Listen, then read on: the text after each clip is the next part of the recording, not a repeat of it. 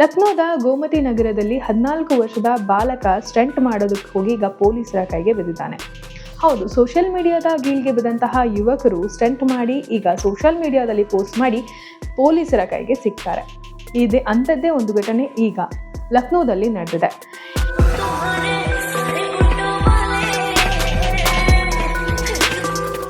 ಅದರಲ್ಲೂ ಈ ಬಾಲಕ ಮಾಡಿರುವಂತಹ ಕೃತ್ಯ ಒಂದು ಉದ್ದೇಶಪೂರ್ವಕವಾಗಿಯೇ ಇದೆ.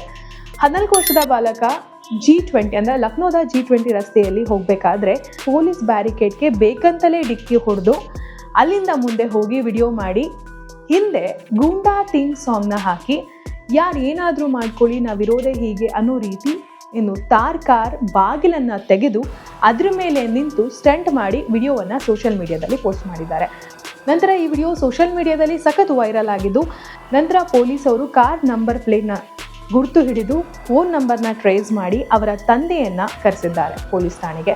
ಆಗ ತಂದೆ ಇದರ ಬಗ್ಗೆ ಪ್ರತಿಕ್ರಿಯೆ ನೀಡಿ, ಹೌದು ನನಗೆ ಈ ಬಗ್ಗೆ ಅಂದರೆ ನನ್ನ ಮಗ ಮಾಡಿರುವಂತಹ ಕೃತ್ಯದ ಬಗ್ಗೆ ನನಗೆ ಅರಿವಿದೆ, ಇದನ್ನು ನೋಡಿ ನನಗೆ ನಾಚಿಕೆ ಆಗುತ್ತೆ, ಇಂಥ ಕೃತ್ಯ ಮತ್ತೊಮ್ಮೆ ನಡೆಯೋದಿಲ್ಲ ಅಂಥೇಳಿ ಪೊಲೀಸರಿಗೆ ಮಾತನ್ನು ಕೊಟ್ಟಿದ್ದಾರೆ. ಹಾಗೆ ಪೋಷಕರಿಗೂ ಸಹ ನಿಮ್ಮ ಮಕ್ಕಳ ಮೇಲೆ ನಿಮಗೆ ಗಮನ ಇರಲಿ ಅಂತ ಹೇಳಿ ಸಂದೇಶವನ್ನು ಕೊಟ್ಟಿದ್ದಾರೆ.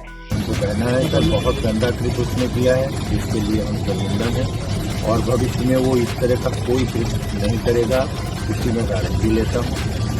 और मैं सभी लोगों को ये कहना चाहता हूँ कि सभी अभिभावक अपने बच्चों पर ध्यान दें, नहीं इससे कभी भी भविष्य में बड़ी दुर्घटना हो सकती है, जिसका खामियाजा उनके बच्चों के बजाय उनके परिजनों को ही. ಈ ರೀತಿಯ ಸ್ಟಂಟ್ ಮಾಡೋದಕ್ಕೆ ಹೋಗಿ ಪೋಷಕರು ತಲೆ ತಗ್ಗಿಸುವಂತಹ ಕೃತ್ಯವನ್ನು ಮಾಡಿದ್ದಾರೆ. ಈ ರೀತಿ ಕೃತ್ಯ ಮಾಡದಂತೆ ತಡೆಯೋದು ಪೋಷಕರ ಕೈಯಲ್ಲೇ ಇರುತ್ತೆ. ನಿಮ್ಮ ಮಕ್ಕಳ ಮೇಲೆ ನಿಮಗೆ ಗಮನ ಇರಲಿ. ಮತ್ತಷ್ಟು ಅಪ್ಡೇಟ್ಗಳಿಗಾಗಿ ನೋಡ್ತಾ ಇರಿ ಸಂಜೀವಾಣಿ.